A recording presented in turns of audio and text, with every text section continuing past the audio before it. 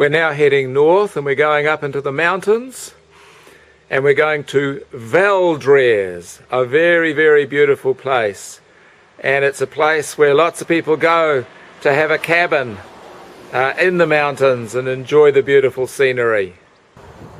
Very, very nice. And here we have some petroglyphs that are 6,000 years old. They date back to the Stone Age. And they're pictures of moose or elk. This area is where all the moose or the elk migrate. So in this area all the hunters came back in the Stone Age. And somebody must have written down these petroglyphs on the stone. It's wonderful that we can see them today. And it's all set in this beautiful environment. We're now in Valdres, one of the communes or communities in the centre of Norway, and it is very, very beautiful. This is a good time of the year to come because you get the beautiful colours, and I think that this little Valdres is a very calm, peaceful town.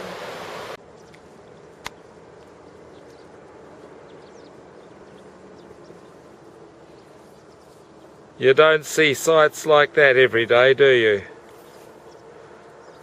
Just beautiful.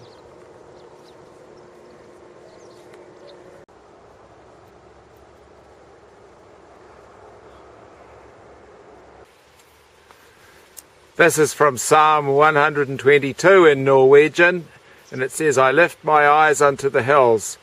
From whence does my help come? My help comes from the Lord who made the heavens and the earth." And just look at that. Lifting your eyes to the hills. This is yet another old stone church. It's over 800 years old. And interesting, in the church is that the rich people have their own sitting place with the nameplates on, and the poor people must sit in the bad places in the church. At the back. At the back. Yeah. So that's it. So it was in the old days.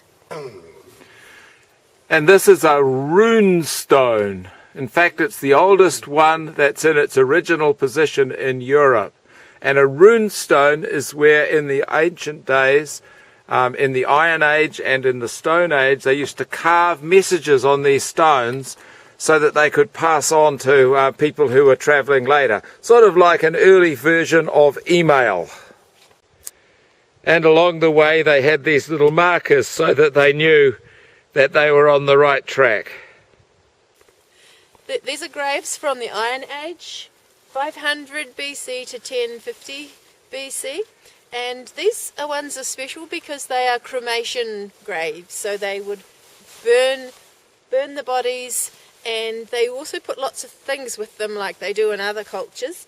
But when they put weapons there, they actually broke the weapons so that in the afterlife no one can use the weapons against them.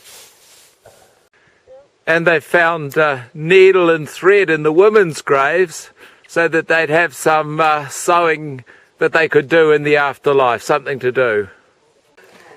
And here we have an old craft making special cloths for use in the church. And it's called? Kristenteppe. So, Christian cloths. Yeah. And this one is special for this area. It's used for baptisms and for weddings and also for funerals. The same cloth. Du må lære deg å spille på dette, så du kan spille for gjestene, vet du. Jeg har prøvd meg.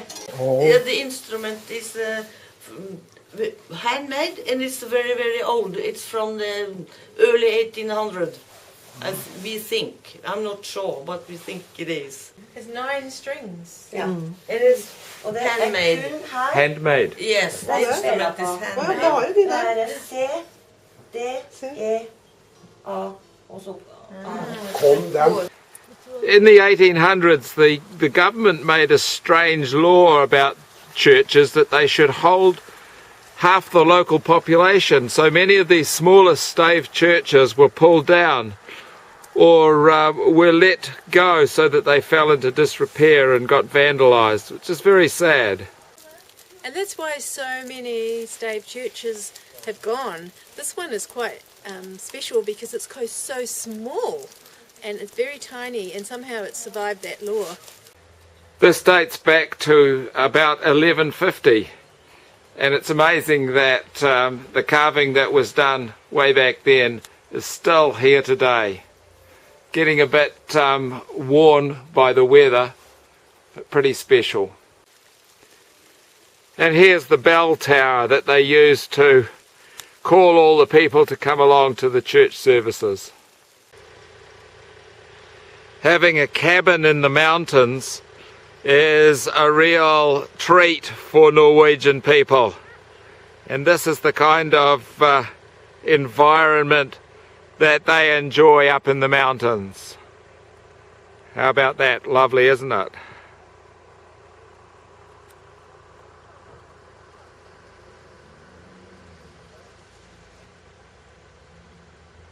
And look at this! Oh, beautiful! This is another thing we don't see much of in New Zealand.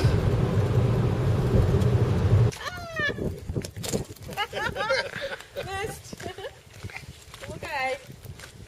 Hey! Alright. Okay.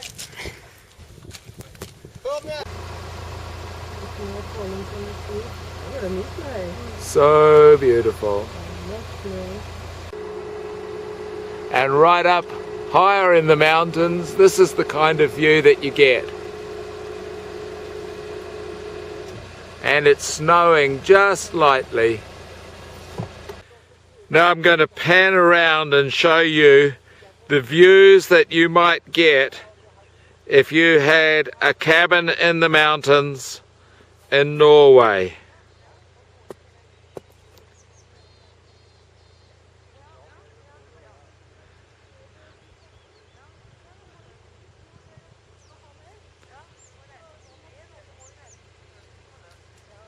How about that? Isn't that lovely? This is called Jarslange. This is a very fine place to roast and fish, especially for the children, because they have some place to walk around here. What kind of fish do you catch here? Trout. Trout. Yeah, and abbor. Okay. Abbor. You catch lots of them? No, not so very much, but it could be very big fish out here. So the fish is coming from the river there. Yep. So it's a lot of people staying here to fish in the summer too. Very nice place to be on. So what do you think of this? Oh, this is beautiful. It was nice to come down off the mountain to the snow, and then you see all the yellow. Very pretty. And the lakes feed these beautiful rivers, which are great for fishing. They get little trout here. So lovely to come here with our family in the mountains and just enjoy the time together. Up in the mountains, the trees grow very, very slowly, so these are fully grown. And they wouldn't have changed at all over hundreds and hundreds of years. It's a very hard environment. And this is called white moss. And you're not allowed to pick it because this is the food that the reindeer eat. They burrow down under the snow to get it so that they can live through the winter eating this stuff. White moss. And this is what a farm looks like up in the mountains. They can actually farm most of the year.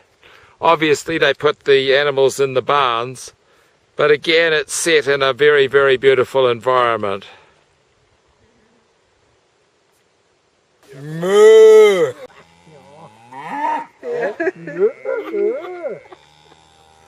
These are a Scottish breed, so they're able to live out here in the mountains all year round.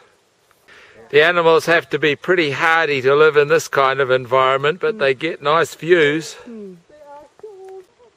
We are very fortunate indeed to be able to come to the Norwegian mountains, and not too many Kiwi tourists have been down some of the roads we've been down, and we've had a wonderful time. And everywhere you look, whichever side, it is beautiful. Norway is beautiful. Palabala. It's the world's smallest horse. So what do you think of these New Zealanders, eh? Mr. Palabala fella? The Palabala fella said she likes New Zealanders. Yeah, very nice New Zealanders. Yes. Hello. This would be a nice place to live, wouldn't it? Overlooking the lake. And this bridge was built in 1830, and it's got no cement in it at all. It's just stones. When the Germans tried to destroy it in the war, they couldn't. It was too well built, just with the stones holding it together. Everything in Norway is different, even the public toilets. It's a long drop. And with so many lakes, they use these vehicular ferries all the time to get across the lakes.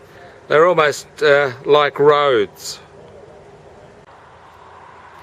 This is quite different to the lakes up in the mountains. But in the winter, this lake completely freezes over. And you can actually drive on the lake from one side to the other, if you're game. But what a beautiful environment again. And what a privilege to be able to visit the mountains of Norway.